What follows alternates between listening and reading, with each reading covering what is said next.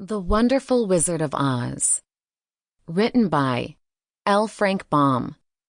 Narrated by Samantha Novak. Before we start, I would just like to make this clear.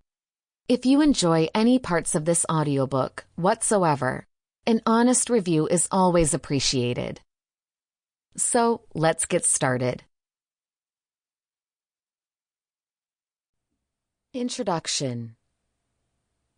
Folklore, legends, myths, and fairy tales have followed childhood through the ages.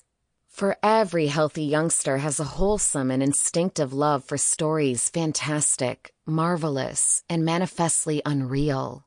The winged fairies of Grimm and Andersen have brought more happiness to childish hearts than all other human creations.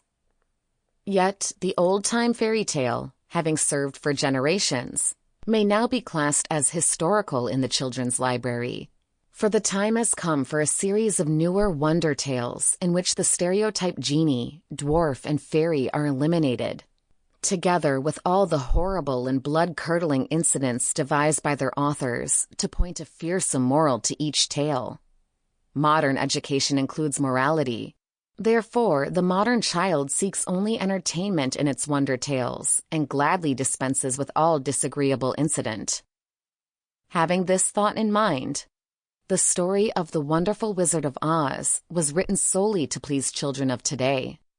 It aspires to being a modernized fairy tale in which the wonderment and joy are retained and the heartaches and nightmares are left out. L. Frank Baum, Chicago, April 1900. Chapter 1. The Cyclone. Dorothy lived in the midst of the great Kansas prairies with Uncle Henry, who was a farmer, and Aunt Em, who was the farmer's wife. Their house was small, for the lumber to build it had been carried by wagon many miles.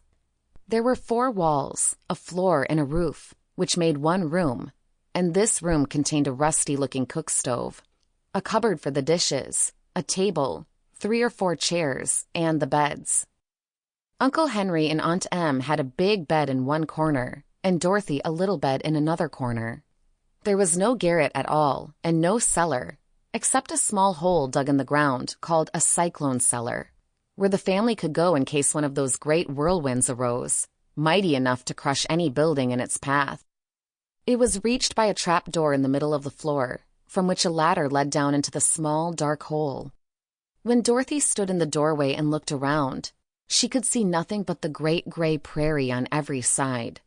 Not a tree nor a house broke the broad sweep of flat country that reached to the edge of the sky in all directions.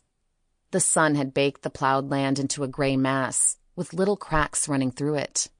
Even the grass was not green, for the sun had burned the tops of the long blades until they were the same gray color to be seen everywhere.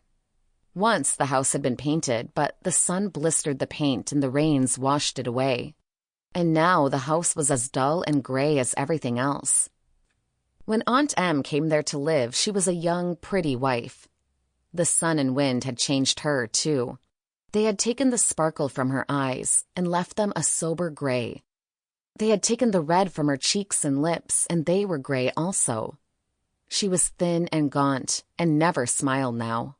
When Dorothy, who was an orphan, first came to her, Aunt Em had been so startled by the child's laughter that she would scream and press her hand upon her heart whenever Dorothy's merry voice reached her ears. And she still looked at the little girl with wonder that she could find anything to laugh at. Uncle Henry never laughed. He worked hard from morning till night and did not know what joy was. He was gray also, from his long beard to his rough boots, and he looked stern and solemn, and rarely spoke. It was Toto that made Dorothy laugh and saved her from growing as gray as her other surroundings. Toto was not gray. He was a little black dog, with long silky hair and small black eyes that twinkled merrily on either side of his funny wee nose. Toto played all day long, and Dorothy played with him and loved him dearly. Today, however, they were not playing. Uncle Henry sat upon the doorstep and looked anxiously at the sky. Sample complete. Ready to continue?